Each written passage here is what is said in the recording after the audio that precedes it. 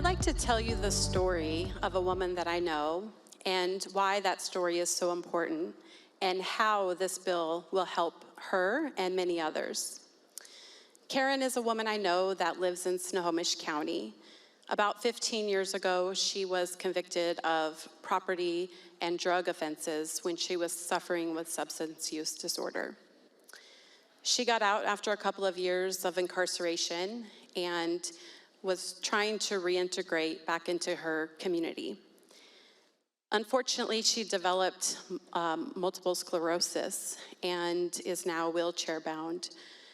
She's on Social Security disability, and she has this huge debt to pay, which is to fund our court system.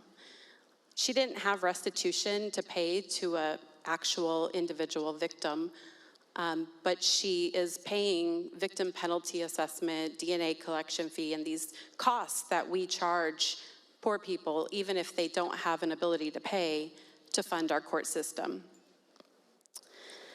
Karen has been struggling, unable to pay her rent and buy food, and she lives on very little, but she continues to pay towards this debt because she's afraid to go back to prison. Karen's not alone. Nationally, 1 in 3 people have been convicted of some kind of criminal offense. And these LFOs hang over their head and make it really hard for them to succeed and to just get by. It actually pushes people back into crime and poverty. And we're doing this, again, to fund our court system, not to make victims whole. This bill will help Karen, and it will help so many others, because we only collect about 2% of the LFOs that we actually give to people, and the county clerks are spending dollars to chase dimes. They're imposing about $25 million a year in this victim penalty assessment and only collecting about $3 million. That's a lot of time and effort for the county clerks to act as a collection agency. And it's at a huge cost to the poorest people and families amongst us. This bill actually creates a sustainable funding source for the victim services that the victim penalty assessment goes to pay, which is an advocate in the prosecutor's office.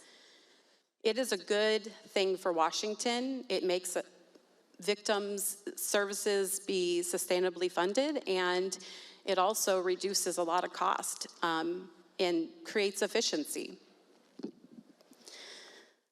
We want people to be back into society and to pay taxes and to work and to care for their families. This bill reforms a broken system, and it gives judges more discretion and flexibility to determine if somebody has money to pay, then they can pay it.